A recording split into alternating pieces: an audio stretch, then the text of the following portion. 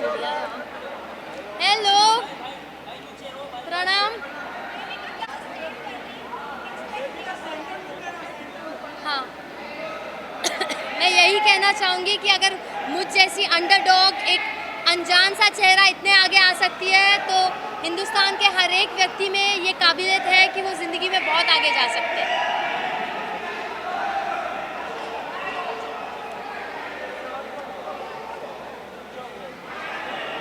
यार मेरे बंदे को भेज दो Sanjay, but he should not get affected by the crowd. या संजय,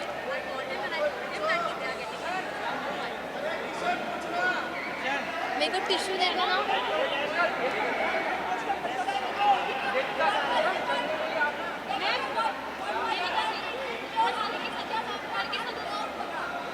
क्या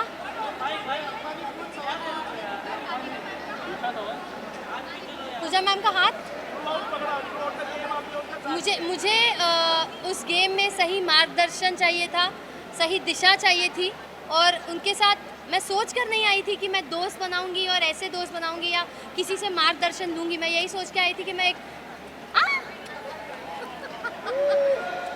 मैंने यही सोचा था कि मैं एक लोन वुल्फ हूँ, और पूजा मैम की भी वही साइकोलॉजी थी, तो हम काफ़ी इजीली कनेक्ट कर पाए। और धीरे धीरे मैंने रियलाइज़ किया कि अगर मैं उनके फुटस्टेप्स पर चलूँगी तो मेरे लिए बेहतर होगा, ना ही गेम में बल्कि पूरी ज़िंदगी में। लेकिन कहीं ना कहीं कितना खुश हो।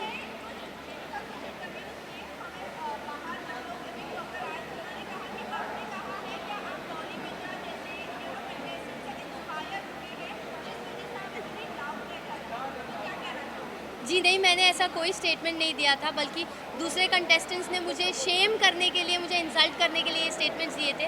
तो डॉली बिंद्रा ऑफ कोर्स बहुत ही आउटस्टैंडिंग पर्सनालिटी रही है बिग बॉस की हिस्ट्री में। उनके सीज़न का विनर कौन था शायद मुझे याद नहीं, बट डॉली बिंद्रा ज़रूर याद है। तो मैं ये नहीं कहूँगी कि मैंने ऐसी कोई स्टेटमेंट पास की थी या मेरे माइंड में था, बट हाँ, दूसरे कंटेस्टेंट्स ने मुझे शेम करने के इंटेंशन से छेड़ना शुरू कर दिया था और नाम लेना शुरू कर दिया था। But I have immense respect for the seniors of the show, और जो भी एक्स कंटेस्टेंट्स रहे, तो मैंने ऐसी कोई स्टेटमेंट पास नहीं की। जर्नी को काफी क्लोजली आपने देखा है, क्या आपको लगता है वो एज अ विनर, अगर एल्विश नहीं आते, कभी भी वाइल्ड कार्ड नहीं होती, तो वो as a winner perfect candidate थे? आपको लगता है ये? वेल, अगर आप मुझसे पूछे ऑन अ पर्सनल नोट, तो मैंने उसमें एक विनर और लीडर का पोटेंशियल या फिर वो पर्सनालिटी नहीं देखी थी। लेकिन अगर एल्विश एंटर नहीं करता, by public support and fan base, वो ज़रूर जीतता। आप लोगों ने कहा कि Manisha Bhupesh she is not a film material, इस पर आप लोग क्या कहना चाहेंगे? इस तरह का स्टेटमेंट देना किसी के ऊपर आप कैसे देखते हैं? मैं और पूजा मैम ये बात कर रहे थे, and I will be very honest कि वो काफ़ी एक्साइटमेंट जता रही थी, शो ऑफ कर रही थी कि फिल्मों में ऑलरेडी उसके पास इतना काम है, ये वो। बट पूजा मैम ने कहा कि she is not a heroine material, and I totally agree with that, because जो ह्यूमिलिटी और डाउन टू अर्थ नेचर और प्रोफेशनलिज्म इंसान में होना चाहिए, वो हमें उसमें नहीं दिखा। तो मुझे भी पर्सनली नहीं लगा। लेकिन आपने सीधी तरह से खुलकर आपने अभिषेक को बोला कि यू आर इनसिक्योर पर्सनैलिटी पूजा, और कि एल्विश जीतने वाला है, उससे पता चल रहा था, और जिसके कारण वो कहीं ना कहीं अंदर से खुद को प्रॉब्लम में डाल रहा था, वो हमें दिखा, और इसके लिए बीमार भी थोड़े पड़ गए। जी। तो क्या कहना चाहेंगे इसको लेके? एल्विश को लेके अभिषेक काफ़ी इनसिक्योर पर्सनैलिटी थे, मनीषा भी थी। जी जी आप बिल्कुल। क्या कहना चाहेंगे? मैं यही कहना चाहूँगी कि शो की शुरुआत से ही, अभी देखिए मैं फेस रीडर हूँ, इंसान का चेहरा देखती हूँ और समझ जाती हूँ उसके मन में क्या चल रहा है या वो कैसी पर्सनालिटी है। तो अभिषेक में बहुत जुनून है जीतने का, और अपना बेस्ट भी दे देता है। कभी कभार अपने मॉरल्स पूरे साइड में कर देता है, बट अपने आप को आगे थ्रो करता है और अपने आप को ऑलरेडी एक विनर परसीव करता है। मैं भी अपने आप को ऑलरेडी एक विनर परसीव करके उस घर में गई थी, तो वहाँ मैं उससे बहुत कनेक्ट करती हूँ और उसकी बहुत रिस्पेक्ट करती हूँ। बट जी हाँ, पूजा मैम और मुझ में एक इंट्यूजन है, हम सेंस कर लेते हैं, हम इंसान को जल्दी परख लेते हैं बड़ी आसानी से। और एल्विश को बस मैंने स्क्रीन पे एक टास्क में देखा था, वो घर में आया नहीं था, और मैंने कहा था ये इंसान मुझे घर में चाहिए, तो मैंने। आपको क्या लगता है एल्विश के? अरे यार, सवाल है कि आखिर वाले को कई बार कहते हुए सुना है कि आप गलत फेस रीडिंग करते हैं, आपने भी बोला आपकी प्रीति से भी ऐसी बातें की है, इस पे आपका क्या कहना है? देखिए, अभी फेस रीडिंग का एक रूल होता है कि आपको सच बोलना है। अब वो सच कड़वा भी होता है और कभी मीठा भी होता है। तो जिसको अपने बारे में बोली गई चीज़ या बात पसंद नहीं आती, वो उसे अक्सर गलत समझते हैं और ईगो में आके और अपनी सेल्फ रिस्पेक्ट पे आ जाती है तो हाइपर हो जाते हैं। और अभिषेक का उसमें रिएक्शन सबसे ज़्यादा दिखा है। तो मुझे नहीं लगता कि मैं गलत फेस रीडिंग करती हूँ। हाँ, एस्टिमेशन मेरे थोड़े इधर उधर हो सकते हैं, वो भी बहुत छोटे मात्रा में, बट गलत तो नहीं कह सकती क्योंकि इवेंचुअली वक्त के साथ ही आपको पता चलेगा। एल्विश में मैंने हमेशा पोटेंशियल देखा था और मैं हमेशा सोचती थी एल्विश जीतेगा कंपेयर टू अभिषेक, तो वो हुआ है।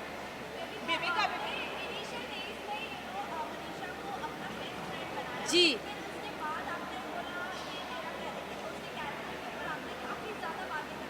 जी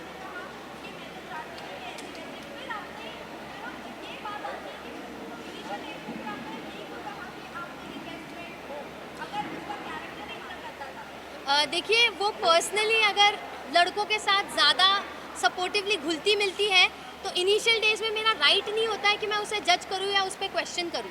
मैं एक कंप्लीट स्ट्रेंजर थी, वो एक कंप्लीट स्ट्रेंजर थी और वो उसका यूएसपी है, उससे उसने अपना पूरा करियर बनाया है। जहाँ पे मैंने ये नहीं कहा तेरा कैरेक्टर गंदा है, मैंने ये कहा कि तू लड़कों के साथ मेल फ्रेंडशिप को ज़्यादा वैल्यू देती है और फीमेल फ्रेंडशिप्स की तेरी नज़रों में कोई कदर नहीं, और तू हमेशा लड़के लड़के करती रहेगी तो जो फीमेल फ्रेंडशिप में जो पावर और जो एसेंस होता है ना, वो तू गवा देगी।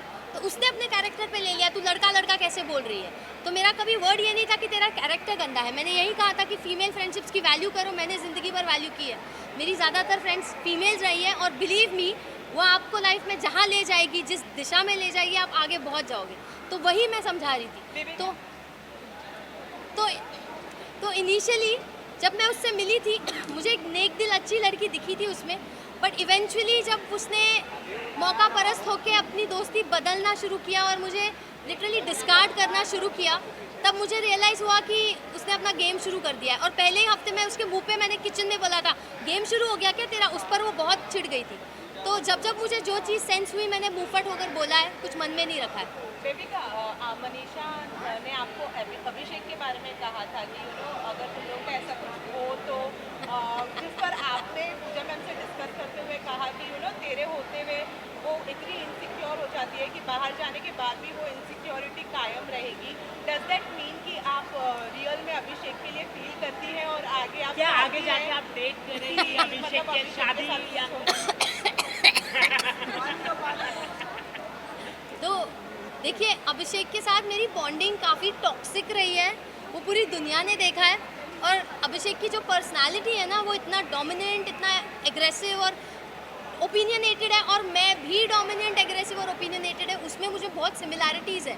तो दो स्वॉर्ड्स, दो तीर कमान एक साथ रहेंगे तो युद्ध तो होगा, घमासान युद्ध होगा। तो अगर वो उस युद्ध के लिए तैयार होता तो वो मुझे अप्रोच करता। बट ऐसे मर्दों को ना अक्सर वो चुपचाप रहने वाली, थोड़ी मंद बुद्धि सी, थोड़ी शांत स्वभाव की, थोड़ी हाँ में हाँ मिलाने वाली लड़कियां पसंद आती हैं। तो मुझे नहीं लगता मैं किसी को पसंद आऊँगी जो ऐसे मर्द होते हैं। मुझे नहीं लगता मैं अभिषेक को पसंद हूँ, तो उस एंगल में मैंने कभी सोचा नहीं है।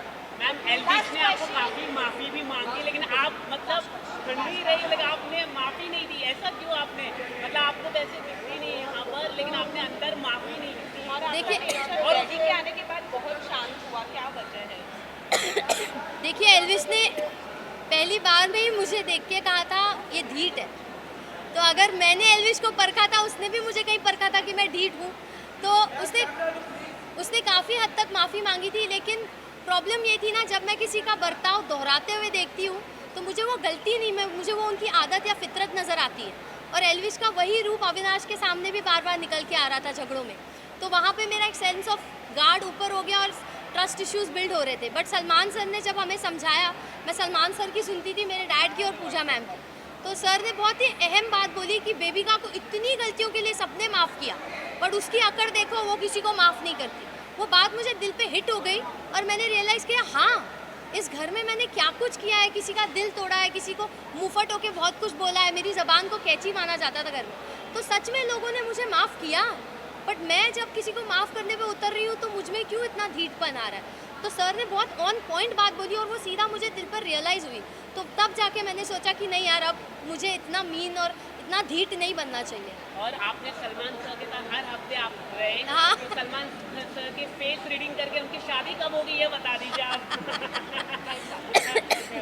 आप बता दीजिए अभी। देखिए, सलमान सर को ना एक गृहिणी की ज़रूरत है, तो उन्हें जिस दिन वो गृहिणी, वो नेक दिल औरत मिल जाएगी जो उनके माँ के दिल में जगह बना पाएगी, उस दिन वो ज़रूर शादी करेंगे। लेकिन वो इस इच्छा को अंदर रखते हैं, जाहिर नहीं करते।